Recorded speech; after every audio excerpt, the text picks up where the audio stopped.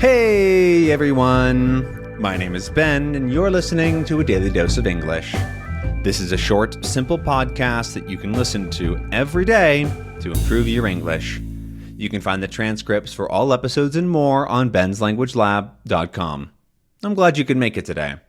In this episode, we're going to be talking about languages I'd like to learn. So, as you can probably guess, I am interested in languages. I think that they're really interesting and I like learning them. That is something that I've been doing for quite a while and would like to continue doing. To be clear, my goal is not to be some kind of polyglot or person that knows a lot of languages sort of just to know them. I'm a lot more interested in the process and what I get out of it in terms of personal growth and people that I meet and that sort of thing. And so I don't really want to end up being somebody who's known for speaking a lot of languages. That's just a hobby that I have. I sort of see it as like somebody who plays a lot of video games, right? They might be considered a gamer. But the video games that they play might be very different, right? They might play one game a lot over for like 6 months to a year, and then they play a different game, and they play a different game. They move between games, but they're not known as like a specific gamer, a specific kind of gamer maybe. And so that's how I sort of see it. I don't plan to stop learning languages. I like it. It's one of my favorite things that I do every day. And so that means that I'm going to end up going between languages, right? I'm not going to always be learning Czech, for example. I'm not doing it for a reason other than to do it, if that makes sense. Right? You're learning English right now, so you might be learning it for a reason. Maybe you want to get a better job, or you want to move to a different country, or whatever. And so you have like a specific goal in mind. Many people want to learn English and that's it. They just want to have their English ability quite high and then continue living their life speaking English in whatever their native language is. And that's totally fine. But my goals are a little bit different, right? I don't need to learn any other language. I already speak Spanish and English, which are two of the most spoken languages in the world. And I don't even need to really speak Spanish. It's helpful, but like I can live my life just fine in English if I wanted to. And there's no real incentive for me to learn more. And so I'm mostly doing it because I want to. Which is nice. I mean, that means that I have a lot of choice and I can do things that I want to do instead of like having to go on what makes the most sense. Right? A common thing that people say is that they're learning XYZ language because it's for its economic benefits, right? Somebody says, "Oh, I'm learning Mandarin because it's the most spoken language in the world, and there's more economic stuff or whatever." I don't know. And the reality is that you don't really need to do that. You can do just fine speaking one language. Many of the world's richest people and most successful people speak one language. Many people that live in their home country their whole lives have a totally happy and fine life.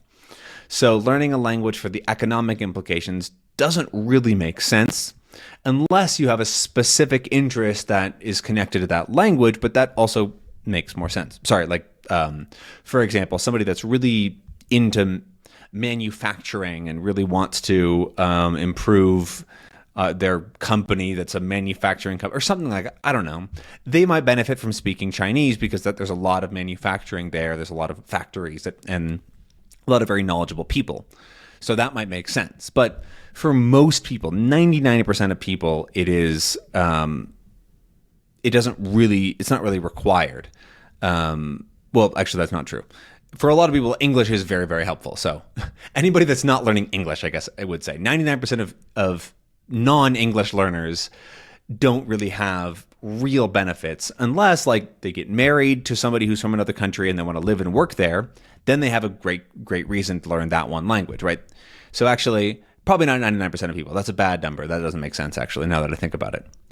I think you get my point, though. Most people that are learning languages have a sort of very niche reason. I think I used that word last time, a niche reason where it's like, it's a sort of specific case, right? They moved to Germany because their wife is German and now they want to speak German so that they can have German friends, right? That's I mean, it's relatively common. I hope you know what I mean. Anyways, I am not like that, though, is what I'm trying to say. I don't really have a reason to learn any languages, and I'm doing it for fun. And so I get to choose languages that aren't necessarily as useful. For example, Czech. There are only 10 million speakers of Czech, 11 million, something like that, plus 5 or 6 million speakers of Slovak, which is a very, very, very related language, very close. That's not that many people. And like, if I wanted to learn a bigger language, there's German, there's French, there's so many other languages that are close by, and bigger. Polish is a very similar language as well. The country is just to the north, and it is also spoken by way more people. But that's not my goal, and so I chose a language that I was interested in and wanted to learn, and I did that. Other languages that I have interest in are the Nahuatl languages, which are some native languages here spoken in Mexico. And I would like to spend time learning at least one language or language dialect, I'm not exactly sure, and figure out what that process is like. And so that's a language that I have specific interest in, or, well, it's really a family of languages, not just one language. That is one that I certainly want to get into. And hopefully I want to start this year and go sort of slowly. It's going to take a long time, but I think it's going to be really interesting. I'd also like to, I mentioned this last time, learn Toquipona, which isn't a real native language or natural language, but it is a language, and I think it'd be interesting to learn. I'm planning on doing a bit of a project with it where I learn it live on stream over the course of a month to show off the refold method and the ways that we recommend you learn a language, because you can do it in 1 month. You can't learn any real language in a month, but you can a small fake language. So I think it'd be sort of a fun daily thing to do and show off the refold method. I would also like to learn at least one Asian language. Is an interest that I have. I'm thinking of going. I haven't really decided yet, but I think it'd be interesting to do either Cantonese or Mandarin, just because those are more widely spoken. I think it'd be interesting to learn Taiwanese Mandarin as well, because I definitely have more interest in Taiwan than China. And so Taiwanese Mandarin might be interesting to do, especially because there's a whole different rating system that I would like to dive into at some point. I've always had sort of an interest in Hindi, just because it's so widely spoken, has an interesting script, has some really cool sounds. And I would love to be able to watch some of the film from India, because it's so different than we have in the US. There are many different languages spoken in Indian film, but Hindi is one of them. I don't really have specific interest in like all of the Indian languages, so that would be too much, because India has like something like 1 billion languages. Okay, that's not really true, but there's a lot. Also, it's like Russian is interesting, just because of its how spread out it is interesting. And I already speak, or am learning rather, Czech, so I would already have a head start there. A leg up and a head start are the two different things that I combined. I'd have a leg up there, and also another writing system. Cyrillic would be interesting to learn. I also think Italian would be cool, because again, I speak a very related language, and Italy seems just like such a nice place to go as on vacation, on holiday. So that's definitely something that is interesting to me. And that's sort of as far as I've gone. I don't really have interest in a language like Arabic or any of the related dialects. It would be interesting maybe as like to get some very basic conversational stuff to chat with somebody, like to connect with somebody. But I don't think I'm going to dive into it. Maybe though, we'll see. I just had it in my mind. What was the other one? Oh, I've always had a love of click sounds in languages, because there are some languages that are almost completely isolated in Africa. Not isolated, but almost completely grouped in parts of Africa. And so learning a language like Zulu would be interesting, just because there's some really cool sounds in it.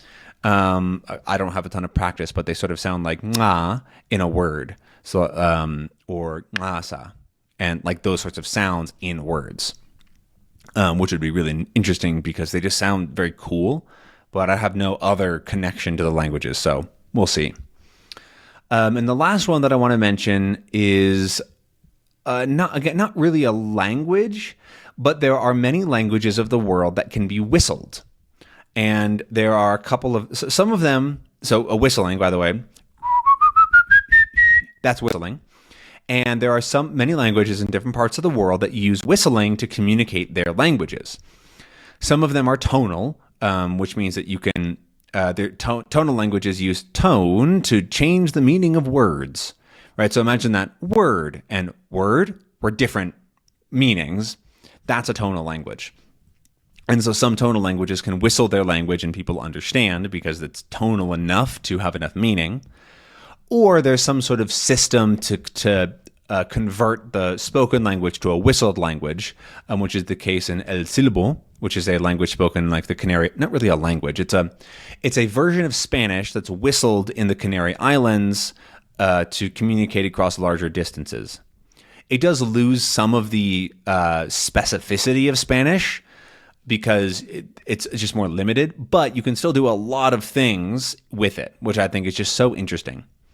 There's whistled languages in various parts of the world, so I'm not necessarily sure which one I would learn, but learning one that's based on Spanish seems pretty cool.